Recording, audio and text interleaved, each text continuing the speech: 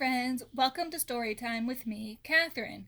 Now, before I tell you which story we're going to read, I'm going to play you some music and I want you to try to guess the story from what the music is. Ready? Now, this music should sound familiar. We've listened to it at school at rest time before. Does that sound familiar to you? Can you guess what the story is? Did you guess Peter and the Wolf? Good job! Our story today is Peter and the Wolf. Peter lived with his grandfather in a little cottage in the valley. Grandfather taught him to be kind to the animals, and Peter soon became friends with many woodland creatures.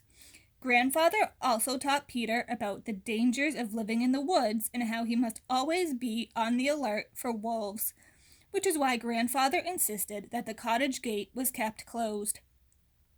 Early one morning, Peter woke before Grandfather, and as the sun was starting to rise above the mountains, he set off to play. Peter was so eager that he forgot to close the gate. He ran into the big green meadow. Seeing the gate wide open, the duck waddled through the yard and followed Peter. Peter headed for his favorite tree, where his friend, a little bird, was perched. "Morning, Peter," the bird chirped happily. Peter climbed onto the lower branch and started chatting.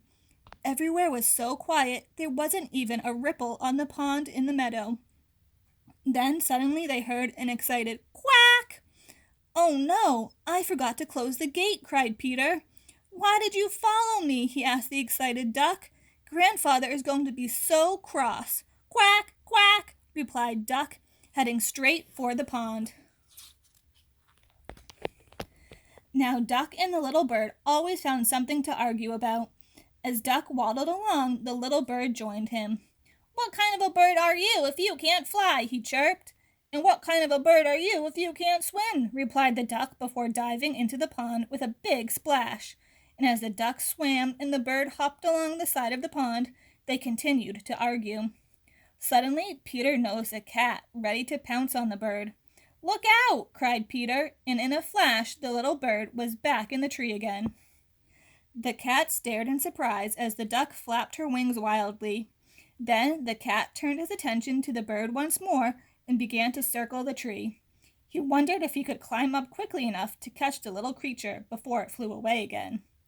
"It certainly isn't quiet anymore," smiled Peter as he watched in amusement. But then an angry voice made him jump. "Peter! Peter! How could you leave the gate open?" cried Grandfather, running across the meadow. "What if a wolf had come?" "Boys like me are not afraid of wolves," replied Peter, but Grandfather did not want to hear this. He led Peter across the meadow and back to the cottage. As Peter waited behind the gate, he realized that Grandfather did know best, for at that moment a big gray wolf appeared.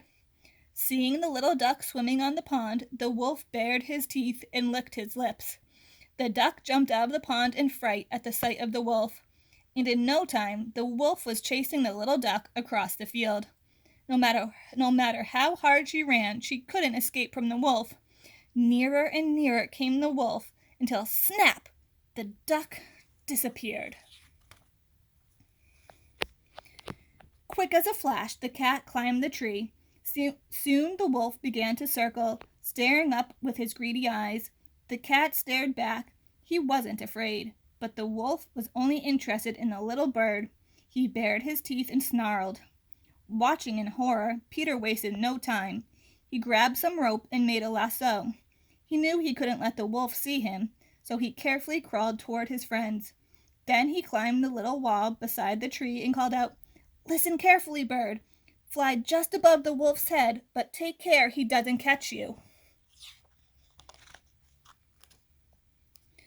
The little bird did as he was told. As the wolf snapped, the bird swooped up and down just out of reach. While the clever bird distracted the wolf, Peter leapt onto the tree. He tied the end of the rope to a branch and dropped the lasso over the wolf's tail. The more the wolf jumped, the more the rope tightened around his tail, and the more angry he became. Just then some hunters appeared, following the trail of the wolf. "We've caught the wolf!" cried Peter. "Help us take him to the zoo." The hunters were happy to help. At the head of the group was Peter, followed by the hunters leading the wolf. Grandfather trailed along at the back, still cross with Peter for disobeying him. If Peter hadn't caught the wolf, what then? Grumbled Grandfather. He was not happy that Peter took such a risk. But Peter and I were too clever for the wolf, the little bird told Grandfather. Now if you listen very carefully as the group passed, you could hear a faint quack. The wolf was in such a hurry when he ate the duck that he swallowed the bird whole, and the brave creature was still alive. The end.